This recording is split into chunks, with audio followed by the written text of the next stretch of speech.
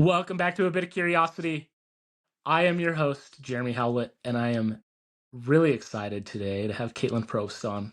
I've known Caitlin for 14 years, 13 Yeah. years probably. Yep. When she was a wee little gal coming out of Utah State. Brought her on as an intern initially and worked on the Ultra brand, and we'll get into some of that stuff. Caitlin is a wife, just to give her a little intro, she's a wife and a mother of two hilariously awesome kiddos. As I mentioned, out of Utah State, she cut her teeth cranking on social content and storytelling with me at Ultra. She brought fun and excitement to the job every day. Since Ultra, she has carried that excited passion into every other aspect of her work and life. And so, in addition to loving life as a full-time mom, she's working on the brand side with some consumer products, as well as working on her own app, podcast, and community around support for moms, especially postpartum mental health. So let's dive into that right off, right? Like, why the pivot from like product brand, which is what you've been doing for the last dozen plus Yeah. years, Yeah. into now, okay, let's go build this mental health community app, etc. Yeah. I think there are some entrepreneurs who are like, I know I'm an entrepreneur. I just need to find my idea, find my product, and I'm going to build a company and crush it. And there are some entrepreneurs like myself who just stumble into a problem and become problem obsessed and feel like they have to solve it. And that's what happened to me. After I had my first baby, I developed postpartum depression. I was part of the 1 in 5 moms who struggle with a postpartum mood disorder. And I just had no idea that's what was happening to my brain. And it took me 5 months to realize something was off. And by the time I finally got diagnosed and got help, my maternity leave was long gone. I was back at work. And I just realized like I had missed a really important window in like my motherhood journey and in my son's life because I was struggling with this. And there was absolutely no consumer tools, no apps, no information out there to help me realize something was off and to get help and get a diagnosis. And so my co-founder and I both struggled with that. And we were just like, this is really unacceptable. And we feel like we can create the tool that would have solved our problems. And that's kind of where we got started. And initially it was just like, hey, let's sit down and like just outline what it is that would have helped us in that moment.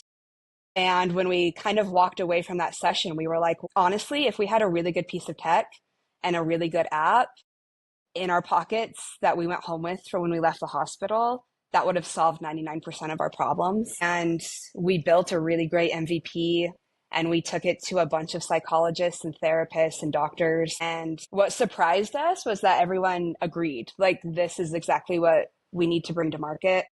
And that kind of lit a fire under both of us to decide like, okay, I guess we're starting a tech company and I guess we're on this journey. And so we very quickly started making the jump from being brand managers, working in CPG, building brands and doing a lot of brand storytelling to building a tech app. And that's kind of what we're really in the trenches of right now. So 20% is not a small number, right? Like that's a pretty hefty, sizable Yeah. number, especially as we consider how many babies are born in just in the United States alone, right? And so 1 in 5 moms are dealing with this, right? And so what is kind of the secret sauce, right? Like what do you feel like was missing that you guys have now been able to kind of fill that void? Yeah. And because you say, okay, now we've put together the piece that we can send home that'll solve 99% of the problems when they leave the hospital. Like, what Yeah. is that? As it stands right now, if you go to the hospital to give birth, you get sent home with a packet of papers. And those papers explain everything from breastfeeding to how to swaddle a baby. And they're basically copied out of textbooks. And there's a small paragraph at the end that says, hey, if you are crying for longer than 2 weeks, you need to see a professional because you might have postpartum depression. And that's really it. What we've designed and what we have taken is all of the pieces that I learned in therapy that helped me process and kind of move through my recovery journey and kind of process like what was going on with my moods. And we've built those tools directly in the app so they're not gate kept anymore. And those are things like daily mood tracking, daily custom affirmations, and journaling to help you kind of process how you're feeling postpartum and what's going on. What I realize more than anything that women need is access to the data of what's going on with their moods every day. Because when you're in the postpartum fog and you're not sleeping, it's hard to keep track of things like how your moods are tracking day by day, how long you've been feeling badly, and if any of that is normal or common, and if any of that is outside of the realm of what you expect the baby blues to be. There's a huge hormone shift that happens postpartum, the biggest in your life, in fact, that can lead to a lot of issues. And so by bringing in the daily mood tracking and bringing in what therapists and psychologists use, it's called the Edinburgh survey, and moms usually take this at 6 weeks postpartum in a doctor's office. We've made some changes to that and brought it in the app so you can take it weekly instead of just once at a 6 week post appointment. And we combine that with your daily mood score.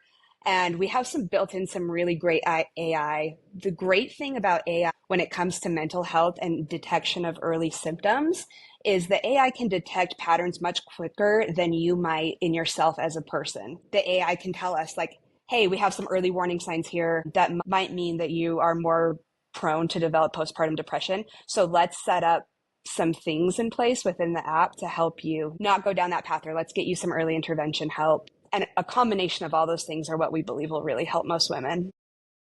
And to your point, 1 in 5 is 20%. What's been very interesting is since we started this project, the statistic was initially 1 in 7 women will develop a postpartum mood disorder. In the last year, they have dropped that statistic to 1 in 5. And those are only the diagnosed cases. And we know from all of the research we've done for this project in the last year that there are many, many women that go undiagnosed. And then only a year or two later realize, oh, I definitely was going through it postpartum and I definitely struggled.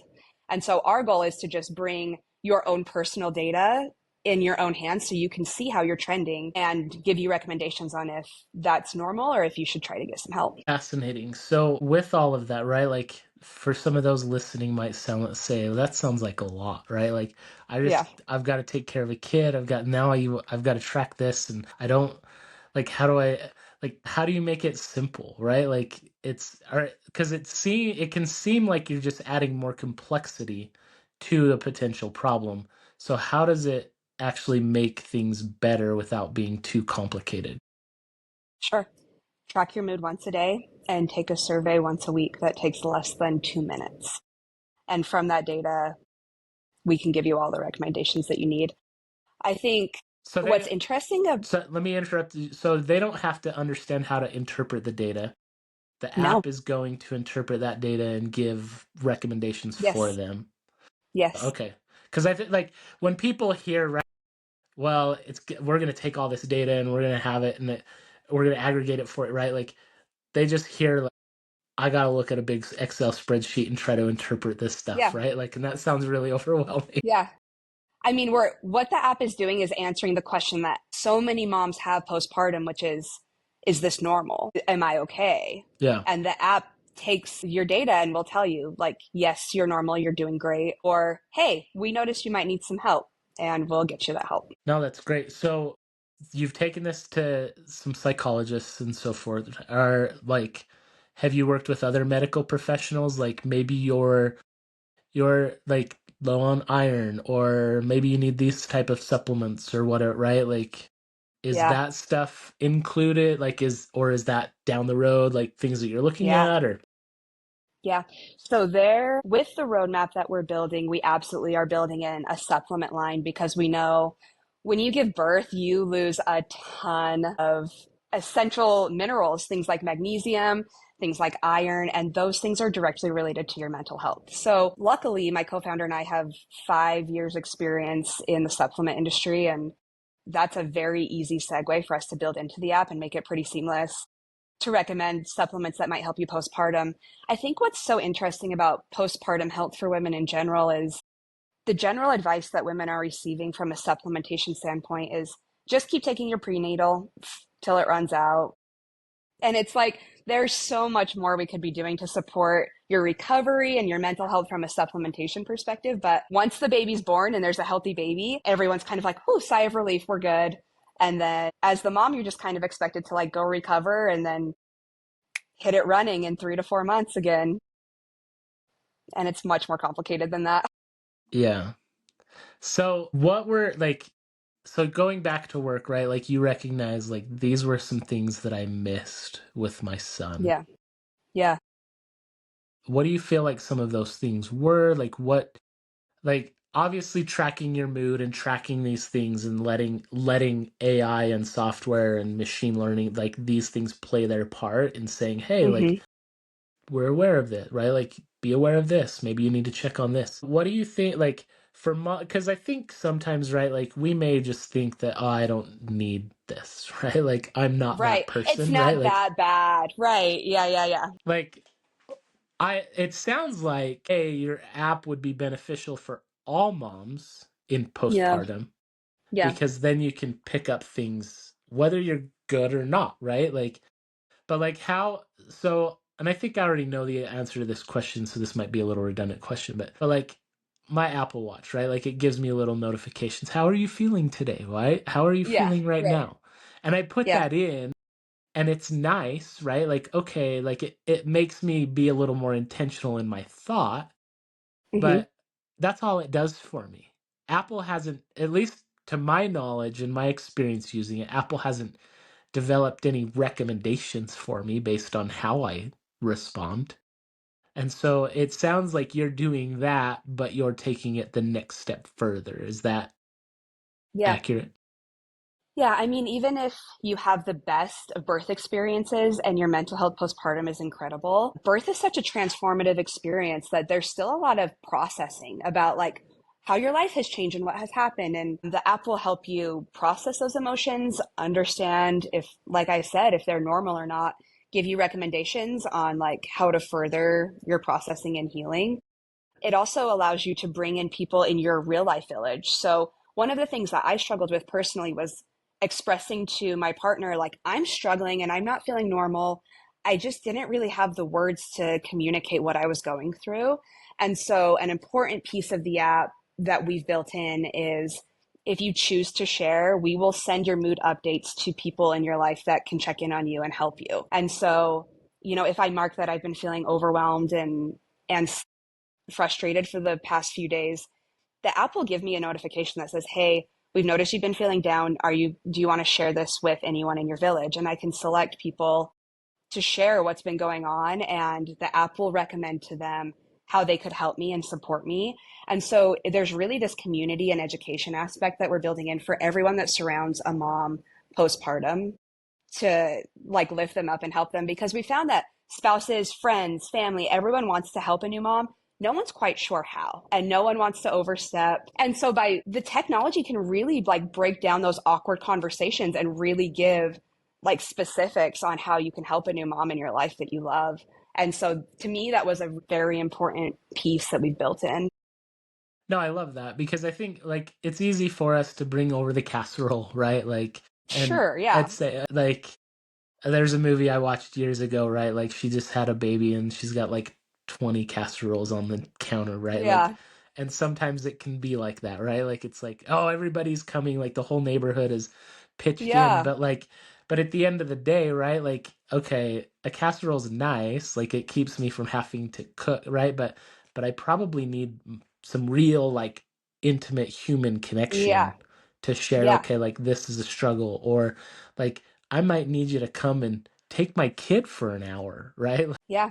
Yeah. So that I can Yeah. just take a nap or do something, Exactly. right? Like, because a lot of times, like, and I've read a lot of books on like mental health and just looking at like, okay, our mental health journey, right? And so much of the problems that we experience with our overall mental health is because we have complexified our lives and we Hmm. don't have time in the margins. We don't have rest. We don't have the white spaces of time like we used to, right? Like we fill that Hmm. up with Instagram or which then takes us down a whole nother road, right? Sure. Like we can get in Oh, that sure. like Oh, yeah. there's a Yeah. whole other, we're opening up another Pandora's box of issues by doing that, Right. right? Like, or we're watching TV, which again opens up another Pandora's box, right? Like, but we're not like going out on the deck and just closing our eyes and listening to the birds. We're not going for a walk out in nature. We're not we're not meditating, right? Like we're not praying like we used to, right? Like there's all these things that we're not doing, and not to add more to our to-do list, right? Like, but that's what like sometimes we need a not to-do list in our lives, right? And so for moms, sometimes, right? That's just like, hey, can you help take everything off my plate so that Yeah. I don't have to worry about it? And I like, for me, like, I'm not a mom, I'm a dad, right? Like, I didn't have to go You through are that a dad to physiological four change. children, so I think you're a little bit experienced. But, like, I know, like, at least for me, right? Like, it is very hard for me to settle down and things are chaotic around me. The house is a mess. The dishes aren't done, right? Like I work from home, and if I get up and I go use the restroom and there's a sink full of dishes, you know what? The next 30 minutes of work has just been shot because I'm Yeah. going to go do the dishes because that's all I'm going to Yeah. think about. Even if I Yeah. don't do them and come to my desk, it's all I'm thinking about, right? And Oh, so yeah. like I put myself into that new mom, right? Like, and if there is dishes piling up, or dinner has to be made, or I need to change the diaper, or I've got older children that I've got to help take care of while Yeah. I'm trying to take, Yeah. there's not a lot of time for moms to rest, right? Like, Yeah. and so it becomes really hard. But by letting her people know, like, hey, this is what I really need help with, because again, as humans, right? Like, one of the things that we do not like to do is ask for help. We don't Yep. like to look weak, Oh, yeah. right? Oh, Like, yeah. ego, pride, whatever it is, right? Like, Yeah. Man, especially as a new mom, because there's a lot of shame built into admitting, like, I need help. Maybe this newborn stage isn't this newborn heaven that everyone expects and says it is. And it can be really hard for women, and especially new moms, to ask for help. And so we're really trying to introduce technology that doesn't, to your point, isolate you further from your community, but actually it makes it easier for you to invite your community to help you in meaningful ways. well, and I think too, right? Like, you didn't notice it really until you went back to work. And Yeah, that's another layer of complexity on top of this, for right? sure. Yeah. Because moms today are expected to rise the rate. Like, there is this big push for women in business, which I don't have a problem with, but I support it, right? Like, Hmm. I some of the best people I've worked with are of the female gender, right? Like, you were brilliant. You were like, and and like I would put you up against any of the guys that I've worked with and you'd crush it, right? Like, like I'm all for that, right? But the problem is moms are expected to be full-time moms and full-time employees or business owners or executives or whatever, right? And they also are working harder to try to earn their right within the workplace, which is another mental struggle, right? And so then you Hmm. take all of that, and then and then I've still got to be the homemaker and clean the house, like, and those are like, and I'm not trying to go into gender roles at all here. I'm just talking about like these things just get bucketed on, and so as a new Yeah. mom, it's like, okay, like now I'm going back to work, and then I still got to juggle all of these things, and then I've got this kind of separation anxiety because I'm leaving my kid at daycare with a nanny or au pair or whatever, right? Like, Yeah. and so all of those things, and yeah, it's, talk about a burden on your mental health. Like, Yeah. Yeah. that's It's not not a easy. recipe for thriving. No, that's a lot, right? Like, and so I think what you're building and what way you're approaching this is very calculated, and I think it's extremely beneficial. And like, just as we're talking, I'm like, okay, like this can transcend beyond just moms, right? For sure. Like like just having your village of individuals where it's like, okay, like the lady down the street, my best friend from college, my sister, my Yeah. sister-in-law, my husband, right? Like, whatever it is, like, okay, they're going to get notified of any time I update my mood in the app. And now they see, okay, today's a really hard day. Got to make a phone call, right? Like, Right. I Yeah. got to just walk the four doors down the Yeah. street, right? Like, Simon Sinek talks about it a lot on his podcast. He's like, the Yes. one of the problems that we have in our society is we've shrunk our porches and we've enlarged our decks out back. And Yeah. so we go out back and we don't ever interact with our neighbors out front. And so unfortunately we have to have an app that helps us do that. but but Yeah. it's but it's another way to say, okay, like I'm enlarging my porch out front a little bit, right? Like I Yeah. need my community, right? Yeah.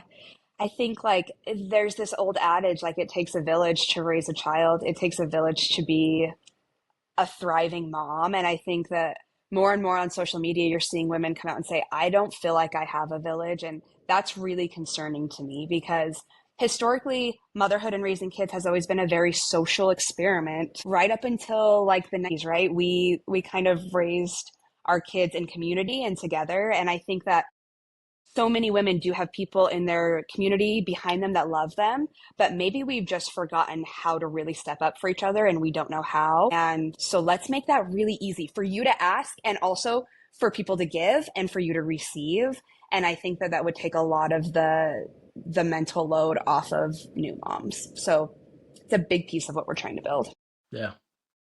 No, I love it. I love how you've seen a problem and now you've formulated this, okay, here's our solution, right? And Yeah. whether it ends up in starting a business or it's just like, hey, like I see a problem within my small community of people, right? Like how can I outreach, right? Like for any of us, right? Like what are the little simple things that I can do? You've taken on a big task and you've said, okay, we're going to take this at scale, right? We're going to build an app Mm-hmm. and we're going to help solve this problem Yeah. because we are by nature we are communal people, right? Like you bring up, okay, by the 1950s, well, okay, let's kind of look and see what came out in the 50s. Oh, there was the television set, right? Like, interesting, right? Like, is that correlated or is causation or Right. correlation or like maybe, right? Like, but you think about it, right? Like people gathered in a town square. Communities were smaller. They tended to be either walkable or you could get there by horse and boat, right? Like you would walk down to the village center, get your groceries for the day, right? Like you would take in your garden goods that were excess and either sell them or trade them, right? Like those things were normal. Then you would go to church on Sunday and you would get to know the Mm-hmm. people within your congregation and you were involved in local politics in some way, right? Like those are things that we don't do as much anymore, right? Like Mm-hmm. if you are in a church, like you think about like across the country, we now have a lot of these mega churches.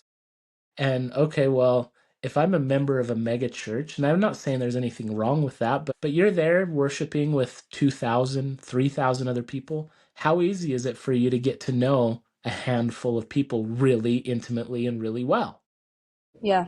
It's not as easy, right? Like it's versus if you go to a church where there's 100 people and then you gather after church. Like you think about the classic Hallmark movie, right? Where they go to church and then after church they have the little potluck outside in the summertime and Mm-hmm. whatever, right? Like you're Yeah. interacting, you're engaging with people and you all live within the same like that little town and you it's easy to stay in touch with people, right? Like Yeah. we've lost a lot of that.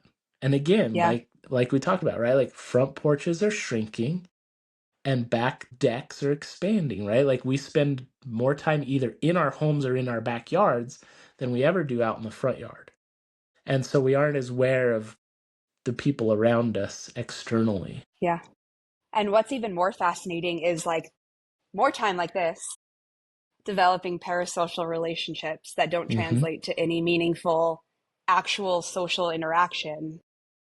Although it may feel that way because you're looking at videos and pictures of people that you're acquaintances with and that you know in real life, you're not deepening a relationship in a meaningful way that will help support you in other avenues of your life, right?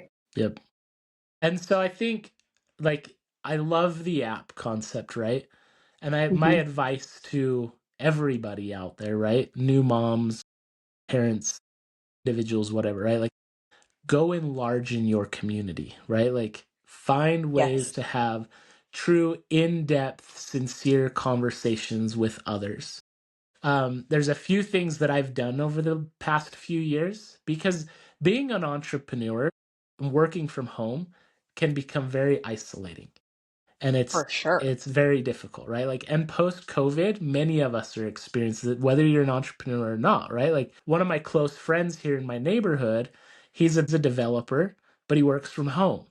Okay, Slack interactions, what, right? Like that's not going to create strong bonds with his coworkers, Right, right? Like they're right. not going to have deep insightful conversations per se, right? Like but Yeah. like, so for me, it's been like, okay, I like book clubs.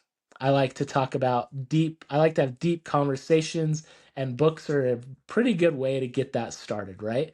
So I have guys come over to my house. Usually we'll make pizza and I use my pizza oven, or we'll smoke something on the Traeger, right? Like, but it's okay, let's get a small niche community together and let's have some in-depth conversation. Let's have connection.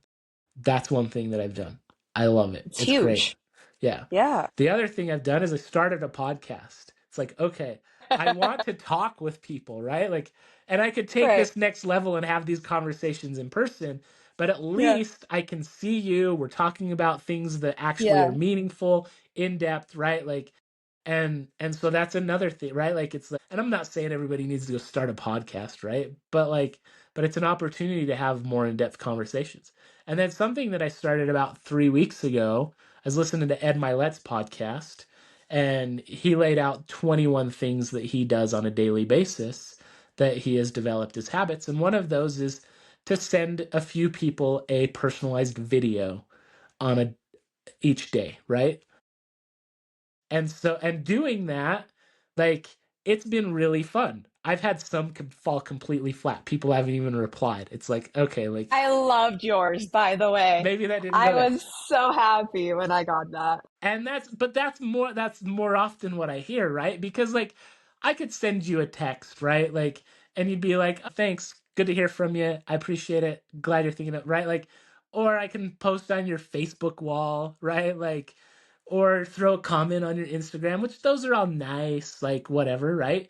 But like to me, like doing this experiment has been fantastic because it's this different level of like, okay, like I've got to be a little vulnerable because anytime we Yeah. go on camera, there's some vulnerability, right? Like, and Right. then it's Right. like, okay, what am I gonna say? Like, this is completely unscripted. Like, what is it gonna be? Like, what am I gonna say? But it's this like true form of like love and consideration for another individual, right? Like, and it takes 2 minutes per person, right? Like, and it's just a simple little video. So now, like, I've also upped the game a little bit when I reply to people, and it's like, okay, I want to say something a little bit more in a text than just, hey, here you go. Like, I sent over a proposal to a company today, and I was like, okay, I'm just gonna record a video, right? Like, Great. I love it. and it's like because I want a little more human interaction, right? Like, and I get that it's still a screen, but at least you're seeing my face, you're seeing my lips move. It's like it's not just me typing out words. And I'm all for, like, those are great, right? But like, how can we up it, right? Like, Yeah. I was listening to was I was reading the book. I was reading Darren Hardy's book Compound Effect, and he shared a story. He's like, okay, I had a really good friend. He was applying for this job, and he was one of the like final candidates, and he was telling me about it. He was like, yeah, there. I've got this interview coming up. It's a phone interview. And Darren told him, he said, you know what? Go fly out there. Just go fly out there. Show up, right? Like, and they're like, Bold. yeah, Bold move. absolutely, right? Like, go meet them in person. Well, no, the next round is an in-person interview, so they'll fly me out if I make it to the next stage. Darren's like, no, like, go fly out there. Go do it. The guy didn't do it, and he didn't get the job. He's like, I don't know if he would have got the job if he'd have flown out there, but I know he was more qualified than the person that did get the job. And it's like, okay, what is like human interaction is powerful. It I is. had somebody tell me about another book recently, and he's like, I haven't read it because the title told me everything I needed to know. And he's like, What is it? the book is called Never Eat Alone. All And right. and I was like, okay, I don't know that I need to read that book either, but it tells me everything I need to know, right? So I've been setting up a lot more lunch meetings lately, right? Like I want to go Yeah. meet people in face to face in person, right? Like Yeah. and I love it. Like it inspires me, it lifts me up, it encourages me, right? Like there is something that happens physiologically to us as humans when we interact with other people because Yeah. again we're communal beings, right? Like I'm not Absolutely. meant to be that lone wolf out there trying to get my own kill by myself, right? Like we are meant to be these communal buildings people, right? So now let's transition that to How fun was it to build a community around a shoe brand? I have two things to say before I answer your question. Yeah, go ahead. Everything you just described that you've been doing reminds me of like the main headline that we've been talking about at Village 4, which is if you want a thriving village surrounding you, you have to be willing to be a good villager, which means that you are going to have to put effort out in order to receive the benefits of community when you need it. I will tell you, it's really hard. It's really It is hard, right? Like, hard. It is and it's hard. and Yeah. it's discouraging, right? Like I talk about my book club, and there are times like right now I'm kind of in this mode of like, do I really want to like keep this thing going? Because like sometimes I Right. feel like I'm the only one rowing the ship, right? Like it's like, hey guys, we got this big vessel, and there's 15 of us in here, but y'all are just sitting there on your phones while I'm rowing, and the storm is coming, and we really need to kind of get out of this, right? Like, and sometimes that's what it feels like, right? Like I tried to set up a get together at my house. This was what, 2 weeks ago, something like that. And my sweet little 13-year-old, she's so cute. But like I'm like, I told her, I was like, okay, I've got some guys coming over, so we just need to tidy up. Let's so that we can make sure that like the house is clean for when they come over. She's like, okay, no problem. And then she approaches me later that night. She's like, "Dad, what are you doing? Like, where are your friends?" And then she texted my wife. She's like, "I'm sad. Daddy's friends didn't come over." Because everybody like had something come Everyone up or bailed. whatever. They Oh, all canceled, right? So it yeah. was like, so she was like so sad and heartbroken for it was the cutest thing. Like she didn't text me. She texted my wife. She's like, "I'm so sad for Daddy because none of his friends came over." I was like, "Oh, sweetie, you are so adorable. Like that's fantastic, right?" Like I Yeah. loved it.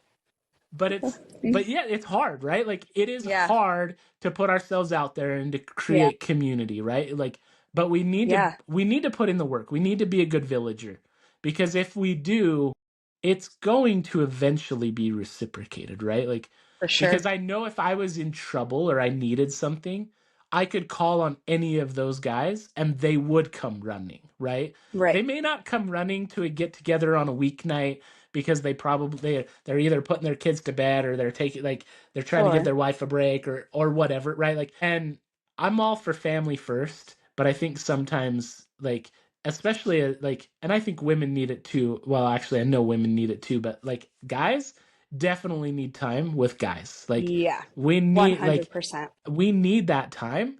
And if we don't have that time, we're not as good as dads and not as good of husbands. Like we need that time. And too many men don't take that time. I completely And agree with that. so yeah, I we need to do it. We need to put in the effort because it's crucial. I So you got completely your one agree. thing. Sorry, and then I interrupted you. You were going to No, give me two. no, you're fine. Well, my second thing is just that like I feel like throughout my career and throughout my life, I've always prioritized like developing relationships first and business comes second. And what's been interesting is as we've started Village 4, there have been so many random connections I've had that have immensely helped us build the business because of just relationships I had had personally that I felt like I could call on in my moment of need. And so it's like, you don't want to be transactional when you're developing your friendships, but like putting the effort out there, knowing that someday like that relationship might pay back tenfold, I think makes it worth it to be vulnerable and put yourself out there more than maybe you would otherwise. Absolutely. But I think the important thing to note there, right, is when you put in the work to create those relationships, you are not viewing it as a transactional relationship, right? Like No, you are not not at viewing it all. as like this will pay off This will someday pay down off the future, later. right? Right. Like that's not how you approached it No, because if you did, it wouldn't have paid off. If you go into a relationship solely transactional, it will not yield the results that going into a true relationship that is in depth and like beneficial and quality, right? That's going to reward far greater.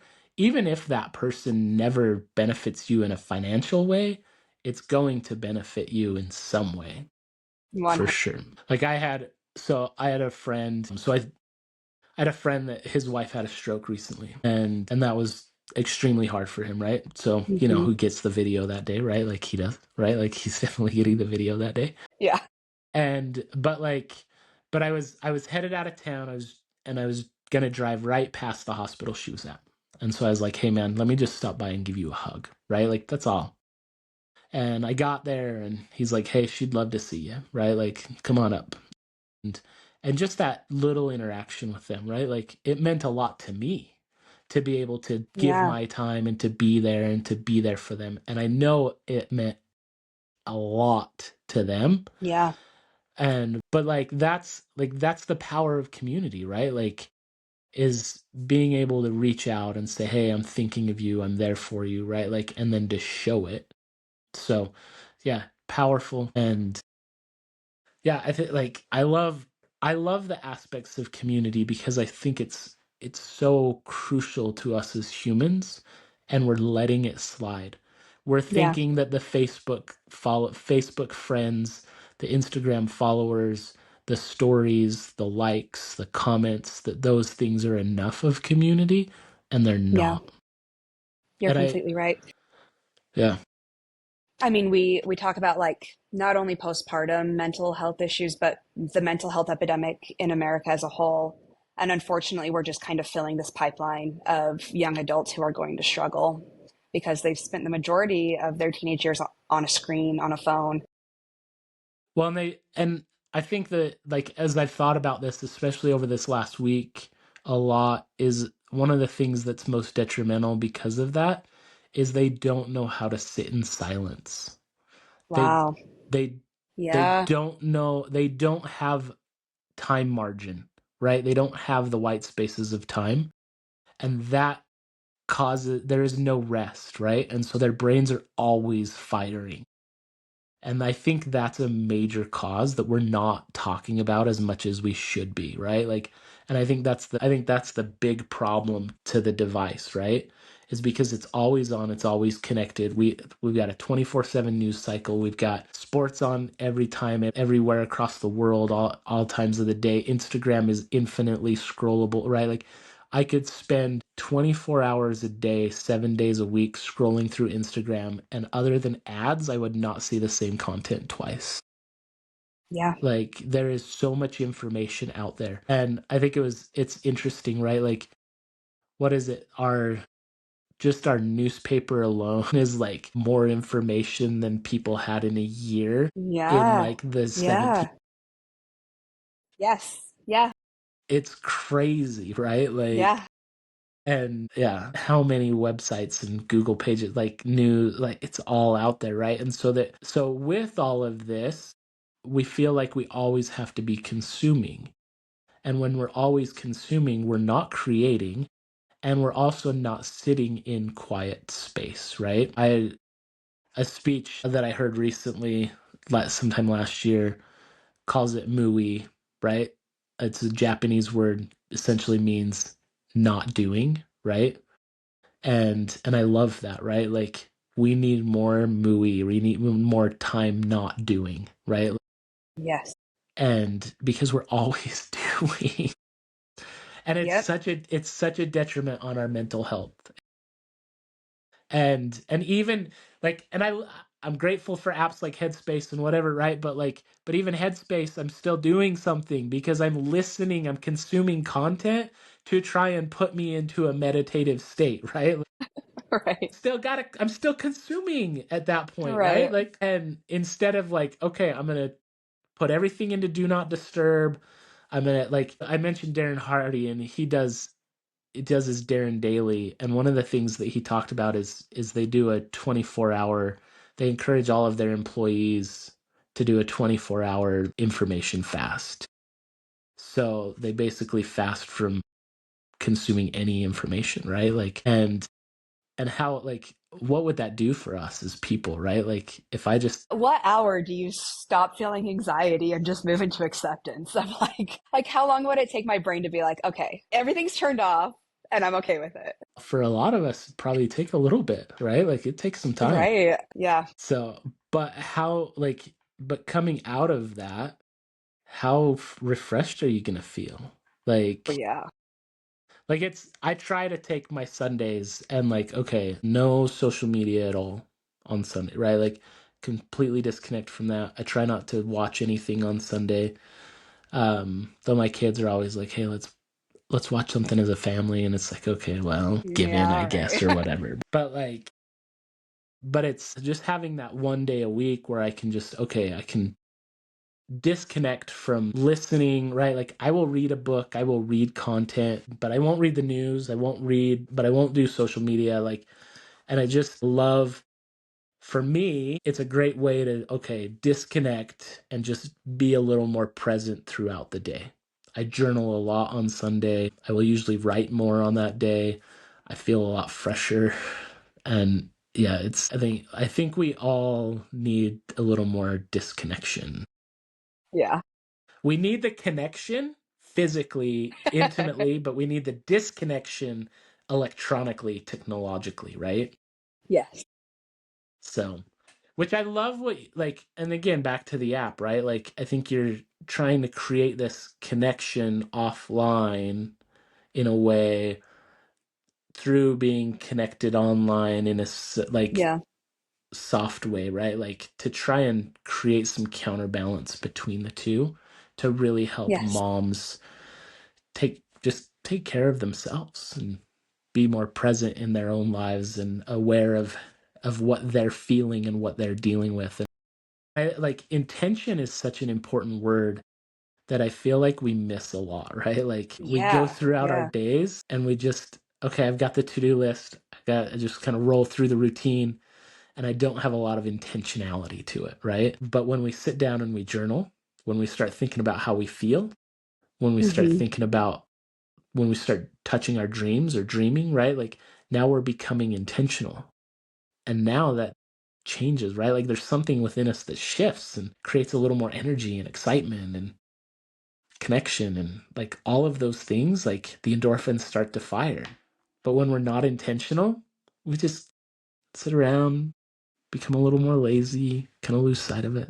But so, so I asked you about creating community. Yeah, Like how, like tell, so you come in as kind of this fresh grad. We got to talk because yeah. we We can't have have to this talk about it. podcast and We not have talk to about talk about it. ultra. Like I we mean, just yeah. I mean, I think I told you this the other day. Like, I was reflecting on that being my first experience with like a career and a job right out of college, and like what a amazing opportunity that we had to build that at that time when building community on social media was like the Wild West, oh and we yeah. just like had an absolute field day. It really was so pivotal in my career, and I'm so grateful that I got to gain experience with Ultra as like my first job. I think you started like around the same time that Facebook acquired this brand new app that was only 2 years old called Instagram, right? Like that, those were the days, right? Like Facebook had only been really Yes, publicly used for like 4 or 5 years at this point. Like yes. it was fresh. It was still the best strategy still was to build your brand's page. Like we didn't even have branded ads at the time. It was just treat your brand's Facebook page as your website or a blog and put the content out there and gain fans. And that is wild to think that's where we started. Well, and the cool thing, and I think one of the things that we both had a lot of fun with was we got to intimately know individuals really well.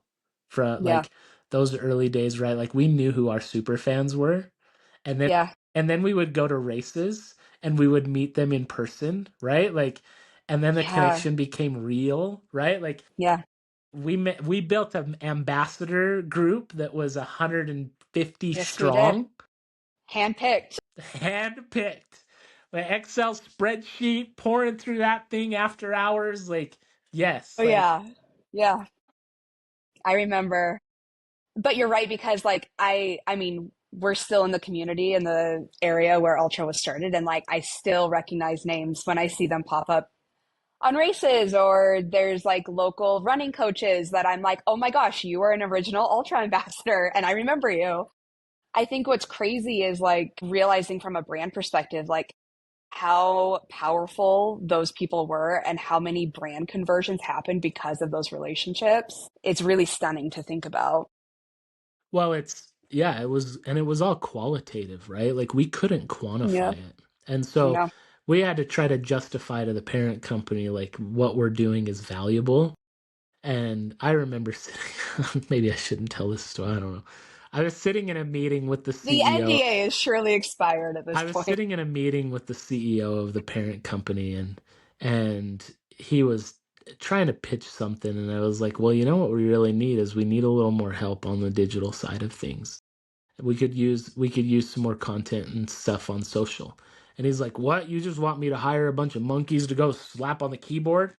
I'm like, dude, you're missing the point. Like, you're not Yeah. getting it. Like, and because at that time, like, to your point, right? Like, it was the wild, wild west. And if we could have, like, we did an awesome job. But if we could have poured in more resources, we could have dominated that space in a way that no Yeah. other brand was. And because we were smart enough and we were edgy enough to be willing to go do it. I Jeremy and I started the Run Talks, right? Like, and you were supporting that from back in Utah when we were doing it, but like Yep. that thing could have crushed it. Yeah. And it got squelched after like the fifth one. And Yeah.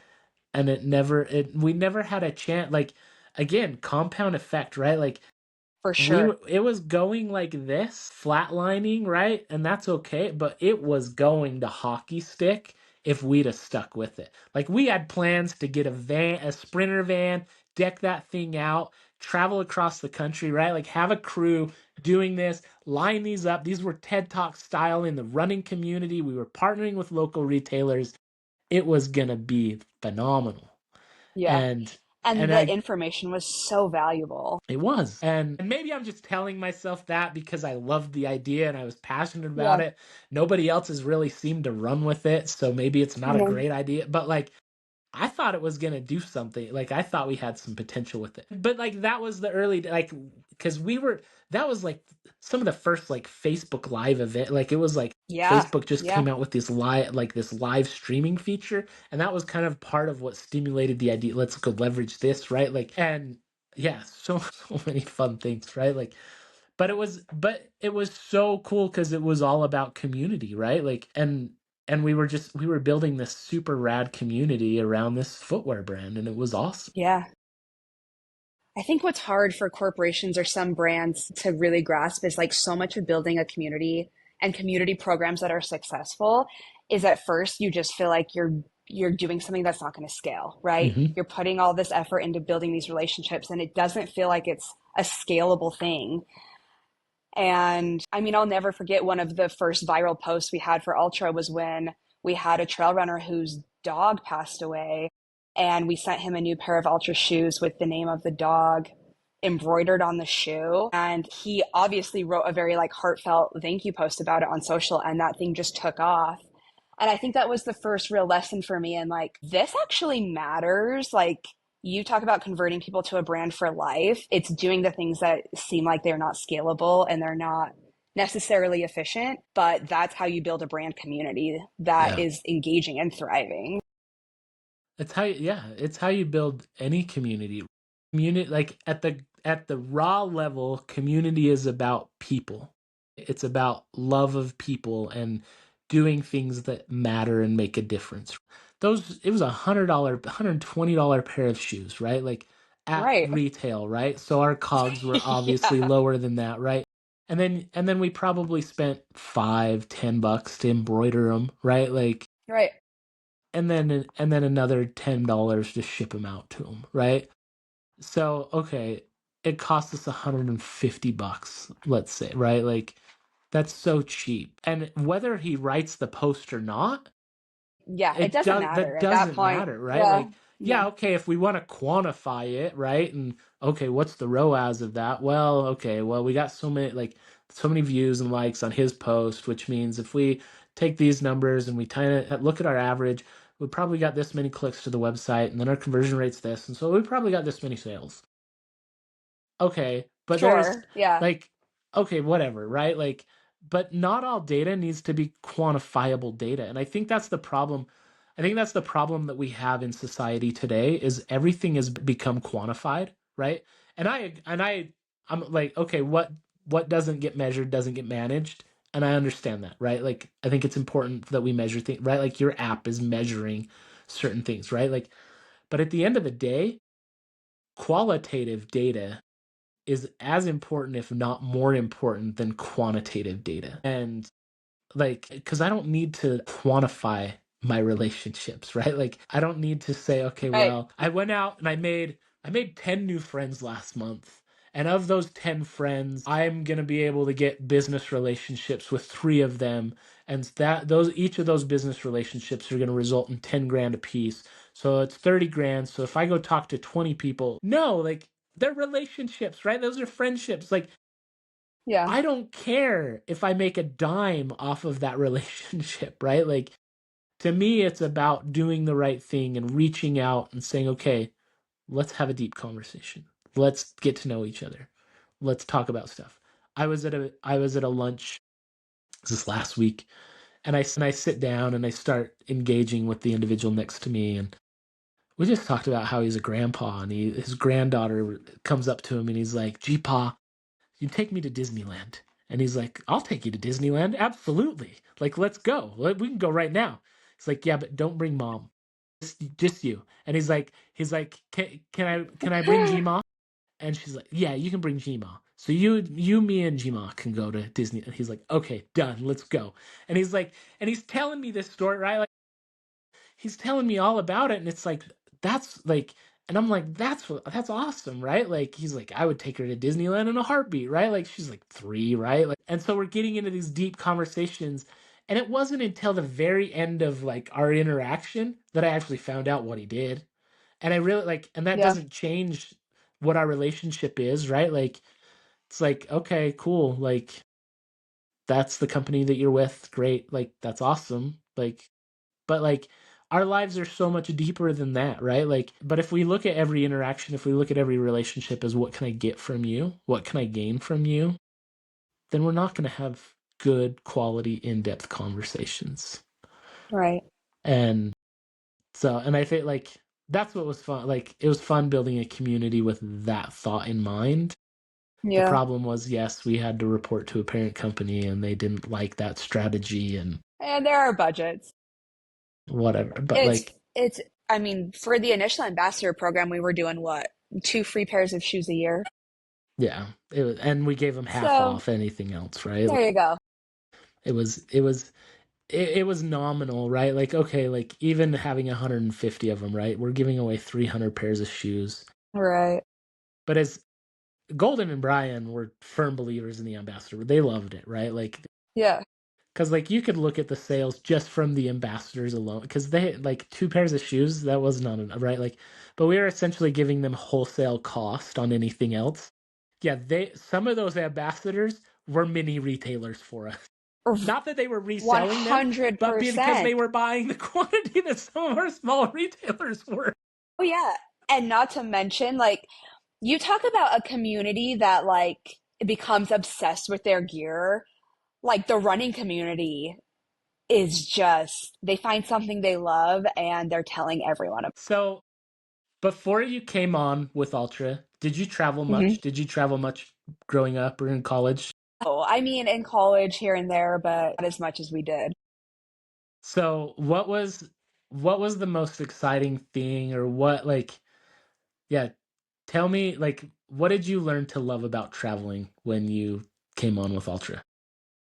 I think like what was so good about traveling with Ultra was often I would be brought in almost as a producer role. Like we're doing photo shoots, whatever, we're at a race, whatever it was. Like there would always be something that like came up that had to be solved. And I loved the like problem solving in the moment in a place that you weren't familiar with.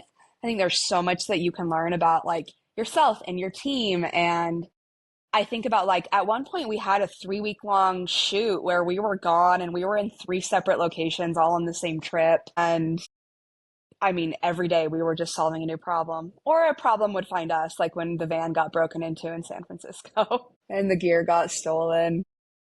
I didn't travel a lot before Ultra either.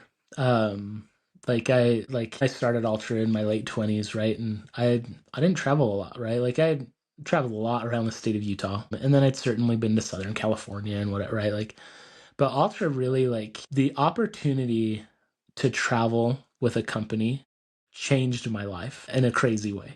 And it was a lot of fun. And so like as I experienced some of the travels that we got to go on, right? Like when we had first gotten acquired and we launched our shoes for the first time.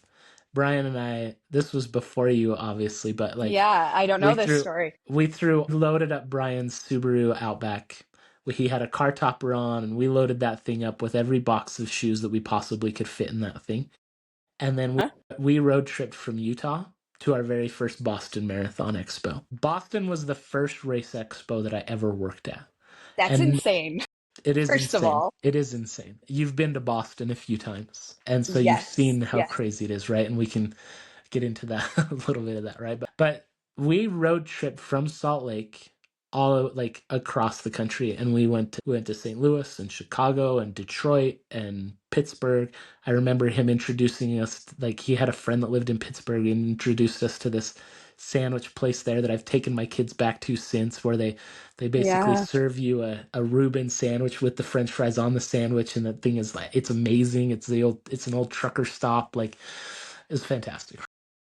But like, yeah, we saw all these things. We went on a 12-mile run around New York City for our first time ever visiting the big city. And then we go to Boston and we have this great little expo. We're brand new. We're in this iconic. kind of in this The most corner, right? Like, iconic marathon yeah, it was, in America. yeah. No, it is the marathon of marathons in the US, Was right? Like, that and it the was, moment where you were like, "Oh my gosh, we made it. We got funding and we're at the Boston Marathon." Like, it we have was, created a yeah, brand, like yeah. an actual brand. Yeah, I feel like seeing people talk about it online and stuff, right? Like, but then coming and seeing it in real and like people putting the shoes on and they're like, whoa, this feels good. Like, and buying shoes from it, right? Like, we are selling people shoes, right? Like, that was phenomenal. Like, we may have sold like 30, 35 pair or something like that, right? Like, but that was Right. 30, 35 pair of shoes that we just sold to people on this brand that we built out of our basements, right? Like, this was like it was real, it was phenomenal. And then also to have a couple of people come and they're like, yeah, I heard about you guys, oh, I really wanted to try this, right? Crazy. Like, and it's like, okay, Crazy. right? Like Pete Larson was running a running blog at the time. I don't know if you Yeah, remember Pete, but he kept doing it for I a do. while, right? Like, Yeah. and we had sent him, I think, an early sample or something, but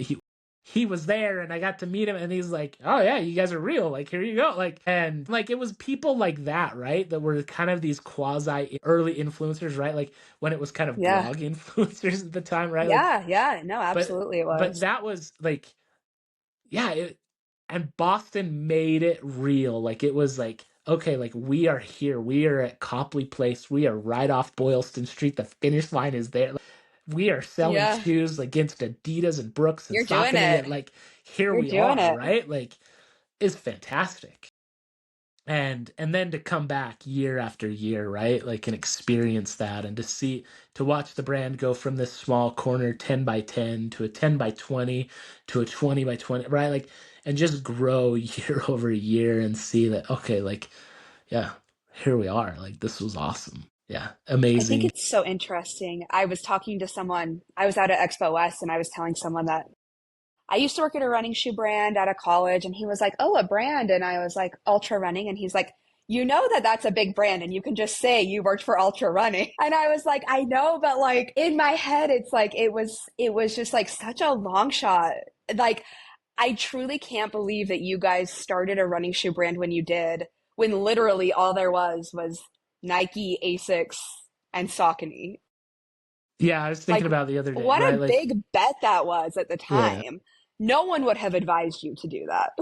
Wow, we had a lot of people tell us we were crazy and there was no way they were going to give us money. So yeah, that's it's about accurate. But like going through that experience, right? Like going through those travels, seeing these places, going through these experiences, right? Like I have experiences I'll never forget. Like, and you obviously know this story really well, right? But walking out of the Marriott that we were staying in, you, me, and Josh Bruni, and as we crossed the street to see all of those police cars and motorbikes and everything fly past us, and look at each other and be like, that was weird, and just Yeah. kind of cast it off as to, okay, maybe they're just rushing to the finish line because they're done with their shift along the course somewhere, right? Or whatever. But then to walk into the mall right there at Copley and just hear the announcement overhead, right? Like, and I can still hear that announcement today, Oh and it's yeah. like there has been criminal activity on Boylston Street. Everybody, please stay in. And then us being the intelligent individuals we are, we automatically left the Yeah. mall. Yeah. Like, we're Literally, not staying in. We are not going to be locked down in this mall. it was such a quick decision to be like, they're putting this mall on lockdown. Are we staying in here or are we walking out? Yeah, well, and thankfully we had just come in, right? So we were on the back Yeah. side. We were away from the finish line, right? So we weren't, so we knew, okay, Boylston Street's that way. That's where we were headed because we were headed to go to Newberry Street. Like that was our plan. Yeah. Yeah. And we're like, nope, we're out. Like we're going out the back Yeah. door. Here we are. And then us huddling around each other on the grass there outside the mall, flipping on Twitter to see, okay, what is going on, and then to just see these gruesome, awful photos that were pulled down pretty quick after, right? Immediately. But we saw them in real time, and to see and experience the bombing that took place, right? Brian shares his story, and he was in the tent at the finish line. He had just come through probably 5 minutes before, if not less.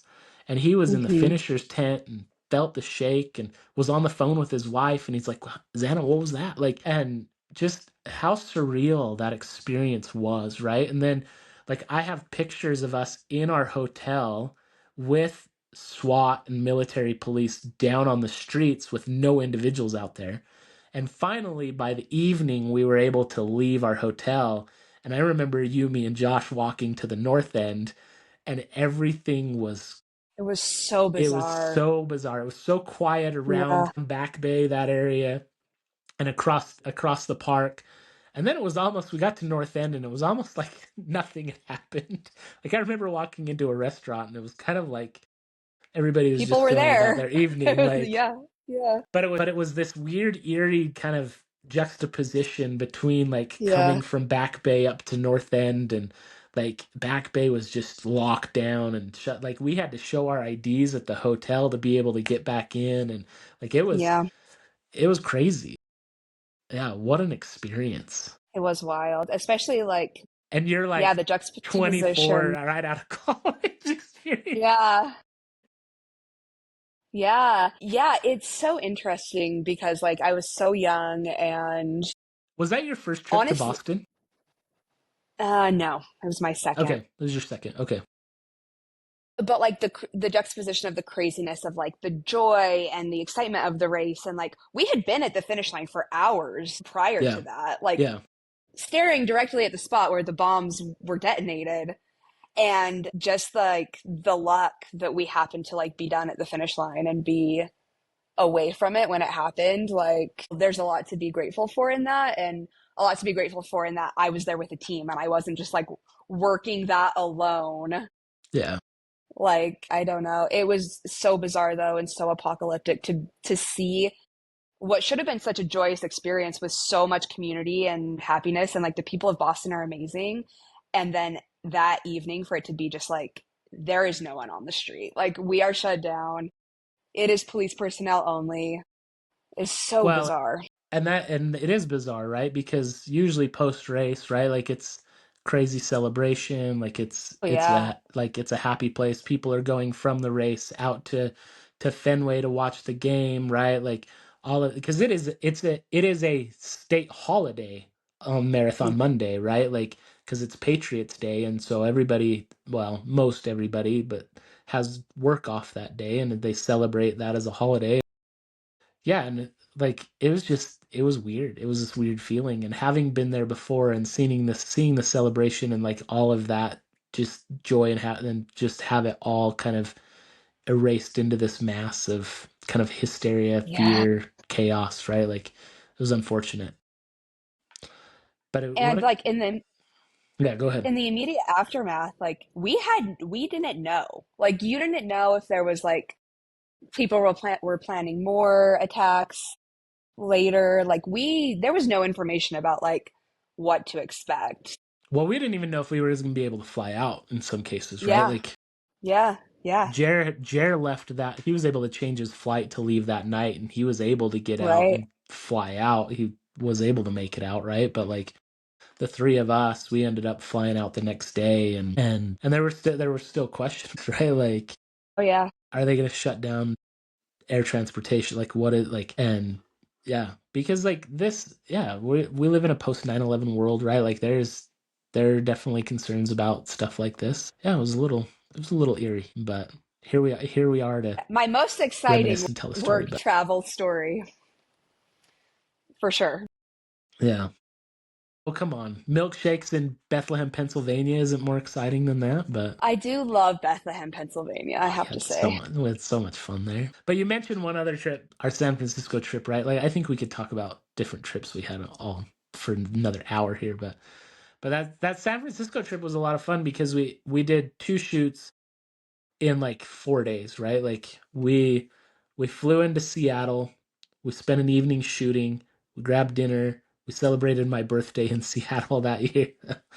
And then we shot the next day, and then we flew directly to San Francisco, and then we shot there, and then we parked on the Golden Gate Bridge, had our van broken into, our camera guy, anything that wasn't on his person when he was on the bridge shooting was taken. Hmm. Anything that we had left in there. Thankfully, we didn't have all our luggage because that was still at our hotel. Yeah. Yeah. So that was good. But we lost some backpacks that day. We lost a lot of camera equipment. A lot of collateral damage in So that break-in. that was interesting. But those shoots were so fun because it was very blitzed, but we got to see so much of both of those areas so quickly. Yeah. And like we got some of the most iconic shots of those cities. Now that park that we were in where you could see Mount Rainier from the park that we were shooting in Seattle, it was gorgeous. It Yeah. was amazing. Just across the pond, like it was beautiful. Yeah. I think back to that shoot. I've done many shoots since then. And I think back to that one in particular, and I'm like, how did we get away with doing that without any permits? We Just a small crew running with a camera and That's just waiting until we get in trouble. basically how we did it. Yeah. I think we got asked in Chinatown in San Francisco to leave. I think we did get asked to leave there, but maybe not. I can't. I think so, but I don't remember for sure. But yeah, for the most part, we were able to just go run and Pretty gun scrappy. style. So Yeah, it was a lot of fun. it Um, was. so shifting gears a little bit as we kind of wrap this up, as you go down this road building Village 4, Hmm. what is it that keeps you motivated? Yeah, I was talking to my co-founder about this, and like I felt like I we really did find a problem that we both felt so motivated to solve when I realized like I would actually work on this idea for the next 10 years, and if the app helped literally one family, it would be worth it to me. And that's kind of the realization where I was like, this is the problem that I have to solve. If I'm willing to put in all this work just for it to help one person, and that really feels like a net positive to me, then that is worth all the sweat equity in the world to me. And I think it's interesting. An interesting question is like, when do you give up? Or like, when do you call it and walk away from it? And my co-founder actually asked me like, what is our sign that like we need to walk away from this? And I said, honestly, like nuclear war. Otherwise, there's like no option for me to stop working on it in some capacity. And that's where I'm at now. But we're 2 years into it and we're just starting to have like conversations about funding. So ask me in another year and I might be in a different headspace. So yeah, and I like for me, I think there's two things that were really valuable, right? Like building a footwear business was hard, right? Like it was a lot of work. But For sure. one, I had great co-founders. I'm not going to say we always got along. You know the dynamics between me, Brian, and Golden, right? Like it was not always a happy place. But we were there to push each other. We were always that, right? Like when you go solopreneur, it's really hard. It's really, really hard. I had a call yesterday with a guy that's starting a brand business and he's going it alone. And I'm like, you're in a very lonely space. Like that's So, really yeah, hard, right? so Like, hard. Yeah. and so having a co-founder is really so crucial, right? Like to keep that because you can feed off of each other, right? Like one of you might be like, I'm ready to just fold, and the other one's like, no, no, we got this. We just need to keep going. Like, and then the second thing is patient persistence. I love that. And I'm a huge fan of, like, I feel like I've coined the term because I haven't heard anybody else say it. I haven't heard it. But as I think a lot about this, right, like it's just patiently persisting, because starting a company is going to ebb and flow, right? There's going to be a lot of Right. times of very difficult mental challenges, right? Like trying to raise money. It's not an easy task, right? Like you are asking people to open their books for something that is not proven, right? Like raising capital is difficult. It's not an easy task, but it's doable. It's possible, right? Like, but it's just staying patiently persistent through those hard moments, and then you will see the compound effect take hold on the back end, right? And it might take you 2 years, 4 years, 5 years, right? Like, yeah, we've all heard the great stories of Instagram, right? They launch in 2010 and sell in 2012, and great, okay, awesome, right? Like, Yeah. Cool. but how long were they working on it before it launched, right? Like that's a question to ask, right? Like, but then also how many other products, how many other brands, how many other tech stacks, right? Like were years in the making, and even Right. live versions before they hit that hockey stick moment, right? Like because it's easy for us to see in today's day and age the heroes, the unicorns, the ones that are like, oh, well, these guys started working on it in 2020 and they sold for $4 billion in 2023. Okay, but tell me about the all the other ones that are $200 million companies, but it took them 5, 6, 7 years to get to that, or Yeah. 15 years to get to that point, right? So patiently persist. It'll come. Just stick with it. It's I my new like motto. I like the nuclear war example. Like that's fair. And I think and it's something you're passionate about, right? So that's great. Well, Caitlin, as we wrap, let me ask you a few rapid fire questions. Well, I can't wait. Okay. So, and then we'll go ahead and close. What would you consider is your greatest accomplishment? Definitely raising my kids. I think the more I get into motherhood, the more I realize like what a good perspective provider being a parent is. And so Absolutely. my kids are definitely my greatest accomplishment. Love it. Love it. How do you respond to failure? Oh man, failure hurts. I'm an eldest child and I'm the eldest daughter, and I love to be right and I love to know the answer to things. Failure has been like great exposure therapy for me. I think that like honestly, when it comes to failure, I am very good at me admitting I messed up or I made a mistake. And I'm all about just like total and complete ownership, even if it might not be my fault. I just like to take ownership, learn from it as fast as possible, and move on. Okay. And I think that's so important, right? Like learn from it and then move on. Yeah, make Because it useful. You if we got to get dwell something in out it, of it. if we dwell in it, we can get stuck in it, right? So I've heard it often said that it's only failure if you stop or if you give up, right? Wow. And so like if you learn from it, then it's not actually failure, right? But what inspires you? Honestly, like I'm really inspired by helping people, and I love forming relationships, and I just love community. And so I think what inspires me is like helping people grow in whatever way. Awesome. What is something that you would want to tell your 18-year-old self? Oh my gosh. Well, at 18, I was a freshman at Utah State University. I honestly, like, it's not a race. Like, make as many mistakes in your early 20s as you possibly can. Your 20s are the decade for making mistakes. But I think when you're 18 and you feel like such an adult, you just want your 20s to like look picture perfect and follow the timeline. And now that I'm in my 30s, I'm like, wow, your 20s are just like the perfect decade for doing a bunch of weird stuff and making a bunch of mistakes. Valid. Yeah. No, I like that. What book are you reading right now? Well, I am currently reading The 12-Week Year. Have you read this book? Nuh-uh. Can't remember who the author is, but his premise is like we set annual goals. That timeline leaves way too much time for you to procrastinate, for you to just like push things off until Q4. if you can structure whatever you're working on in a 12-week plan, like you will accomplish more in 12 weeks than most people do in a year. And that's basically the premise of it. And I'm loving it so far. I think it's a I really think it was, interesting concept.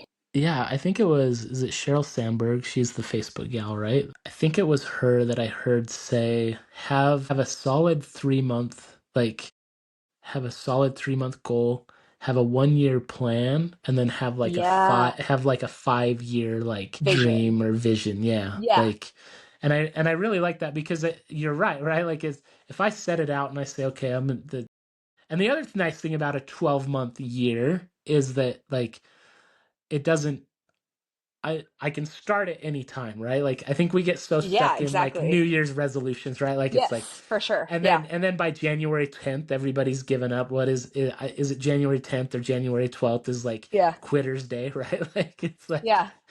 it's the Yeah. day that we're like, ah, that was too hard, right? Like it's too hard to get up at 5:30 to go to the gym.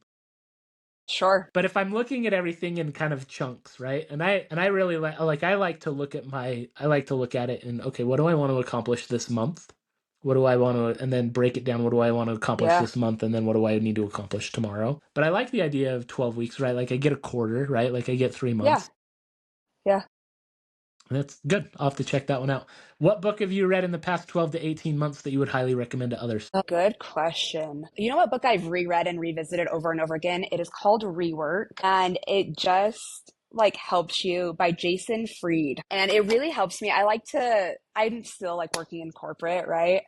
And Rework kind of challenges the notions of like, do you have to do things the traditional way, or can you find new ways to work that really spur your creativity? Can you approach problems more creatively? And I honestly find myself rereading that book maybe once every 2 years because Okay. it's a really quick read, but it's really refreshing to like think about your work and the concepts that they present in the book. Interesting. I'll have to check that one out too. As you You would know, love it. You would love it. I am very contrarian in my thinking. So Yeah, it's definitely a book for you. You would I love like it. to challenge the status quo, as probably Yeah. everybody listening knows. Okay.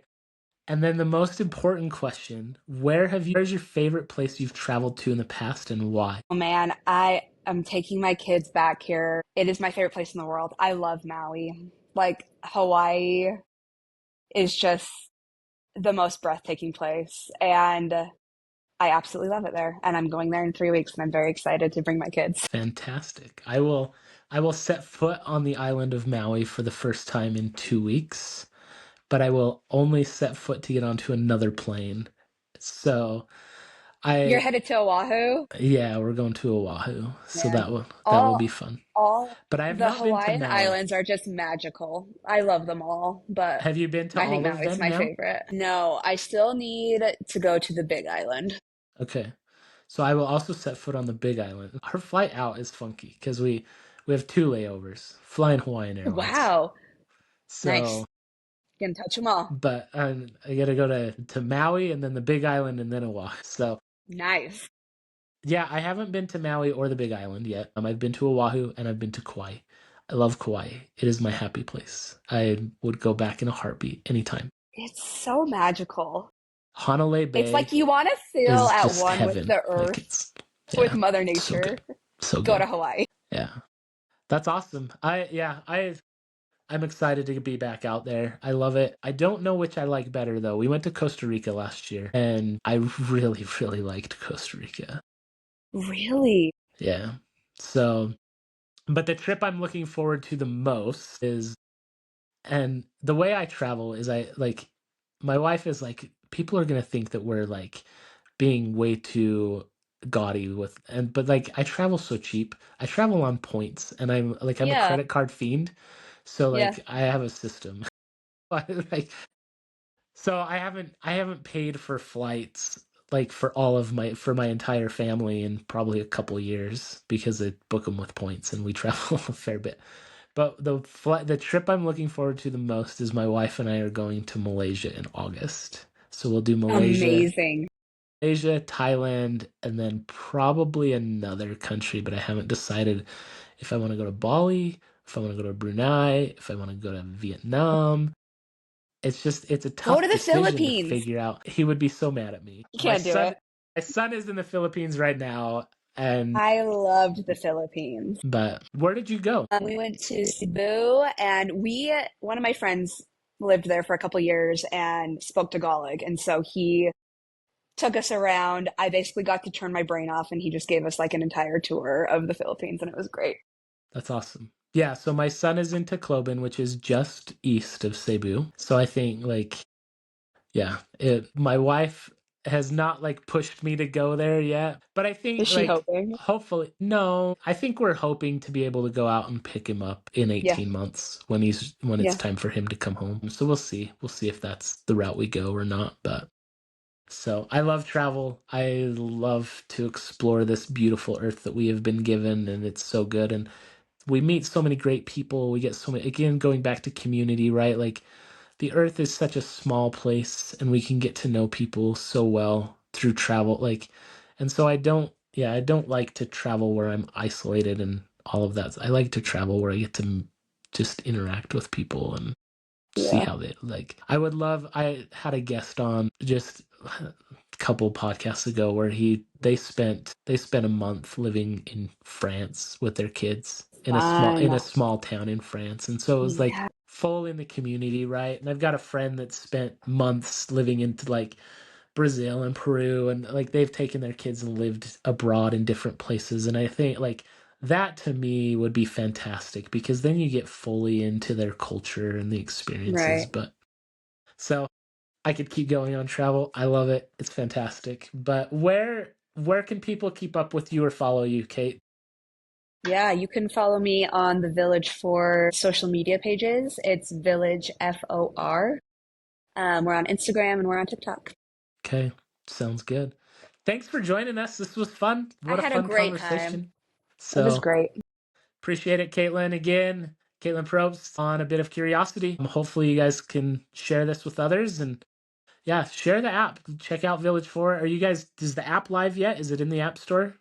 Not yet. We Okay, are doing our beta testing right now. So if there's okay, any moms listening, anyone who knows a mom that has ever had a child, if you go to our Instagram, you'll see how you can sign up to be part of our beta testing with the University of Virginia. okay. So follow on Instagram and then you'll know when the app drops. So, That's right. and then are you launching a podcast? Is that what I saw on your We're Instagram? working on it. Yep. Our Okay. podcast is called Mommy Okay, and it will be coming soon. Okay. So there's another one. So There we we'll go. drop those links in the show notes. But yeah, follow Caitlin and share this podcast and share her stuff. So thanks again and have a great day. Thank you.